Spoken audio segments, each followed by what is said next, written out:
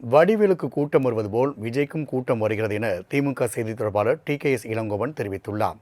அவருடன் நமது செய்தியாளர் நௌசாத் நடத்திய நேர்காணலை தற்போது பார்க்கலாம். வணக்கம் சார். விஜய் பொதுவாக தமிழகத்தில் திமுக விமர்சனம் செய்யாமல் இருந்ததில்ல. இன்னைக்கு பொதுக்கூட்டம் பாண்டிச்சேரி நடத்தியிருக்காப்புல. ஆனால் அங்கே திமுகவை கடுமையாக விமர்சனம் பண்ணியிருக்காப்புல. அது எப்படி பார்க்குறீங்க? அங்கே பாண்டிச்சேரி ஆளுங்கட்சியை விமர்சனம் பண்ணால் அப்போவே அவங்க கைது பண்ணி உள்ளே தள்ளிடுவாங்க. இங்கே திமுக விமர்சனம் பண்ணால் ஒரு அரசியல் கட்சியோட விமர்சனம்னு நாங்கள் விட்டுட்டு போவோம். அதனால் அந்த பயத்தெல்லாம் இங்கே பாராட்டியிருக்காரு. அவர் 15 நாட்களாக செய்தித்தாளில் வந்த செய்தியின்படி இவர்கள் கேட்ட எந்த இடத்தையும் பாண்டிச்சேரி அரசு ஒதுக்கீடு செய்யவில்லை. கடைசியில் அவர்கள் எந்த இடத்தை ஒதுக்கீடு செய்தார்களோ அங்கே போய் பேசியிருக்கிறார். அது மட்டுமல்ல, அவர்கள் போட்ட நிபந்தனையில் 5000 பேருக்கு மேல் கூட்டம் கூடக்கூடாது என்று சொல்லியிருக்கிறார்கள். இவரே அறிக்கை விடுகிறார், 5000 பேருக்கு மேல் வராதீர்கள் என்று. கரூரிலே கூட்டம் கூட வேண்டும் என்பதற்காக அந்த மக்களை கொளுத்து வெயிலில் குடிக்க தண்ணீரின்றி உணவின்றி 9 மணி நேரம் 10 மணி நேரம் நிற்க வைத்ததன் விளைவாகத்தான் அந்த மக்கள் மயக்கம் போட்டு விழுந்தார்கள்.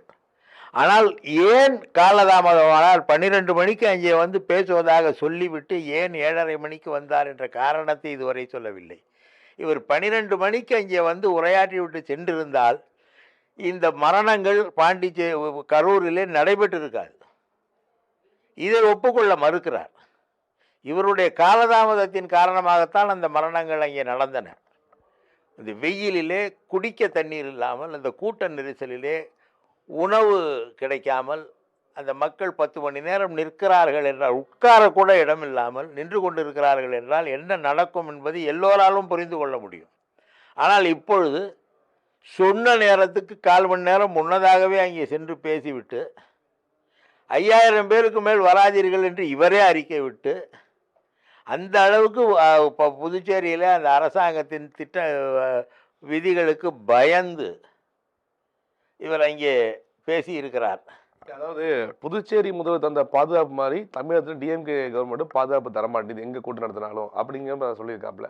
அங்கே பாதுகாப்பு தந்ததுனால தான் 10-12 மணி நேரம் அந்த மக்கள் நின்று கொண்டிருந்தார்கள். பாதுகாப்பு இல்லை என்றால் அந்த மக்களிடையே கலவரம் வெடித்திருக்கும். எம்ஜிஆரை இங்கே தமிழ்நாட்டில் போனதும் இல்லாமல் பாண்டிச்சேரியிலே போந்திருக்காப்புல. 1974 அங்கே ஆட்சி புரிஞ்சவர். தமிழகத்துக்கு சிறந்த முதல் வழிகாட்டியது புதுச்சேரி மக்கள் தான் அப்படிங்கிற மாதிரி சொல்லியிருக்காரு. அப்படி பார்க்குறீங்க? அந்த நேரத்தில் 74 எலெக்ஷன் வந்துடுச்சு. அங்கே அதில் ஜெயித்தார். அவருக்கு மக்கள் செல்வாக்கு இருந்துச்சு. 77 இங்கே ஜெயித்தார். ஒருவேளை அந்த எலெக்ஷன் 78 வந்திருந்தால் அப்போ ஜெயிச்சிருப்பார். அவ்வளோதான். இதெல்லாம் ஒரு காரணமாக ஏதோ புதுச்சேரியில் போய் அதுக்கு முன்னாலே திமுக அரசாங்கம் அமைச்சிடுச்சு. அவர் இவரால் முதலமைச்சராக்கப்பட்டவர் திமுக முன்னணி தலைவராக இருந்தவர்கள் ஒருவர் தான் அங்கே போய் முதலமைச்சரானார். அவர் அந்த மக்களிடம் செல்வாக்குள்ளவர். இதெல்லாம் மிக சாதாரணமான ஒன்று. ஸோ பிஜேபி விமர்சிப்புகளில் குறியாக இருக்கார். அதை எப்படி பார்க்குறீங்க? அங்கே கூட்டணி எப்படியாவது அவங்களோட கூட்டணி வச்சுக்கலான்னு பார்க்குறாரு போல் இருக்கு. அதாவது விஜய் ஏதோ கற்பனையில் கனவிலே அரசியலில் புகுந்து நடத்தி கொண்டு இருக்கிறார். எங்களை பொறுத்தவரை நாங்கள் பல நடிகர்களை பார்த்து விட்டோம். வடிவேலுக்கு வராத கூட்டமாக விஜய்க்கு வந்திருக்கிறது என்று எங்களுக்கு சிந்தனை வடிவேலுக்கு வந்த கூட்டம் தான் தோன்றும். எவ்வளோ பெரிய கூட்டம் வந்தது வடிவேலுக்கு, அதே மாதிரி தான் இப்போ கூட்டம் வருது. தொடர்ந்து விஜய் விமர்சனம் செய்த பல்வேறு கேள்விகளுக்கு பதிலளித்திருக்கிறார். மாலை முரசு செய்திகளுக்காக ஒளிப்பதிவாளர் சரணுடன் செய்தியாளர்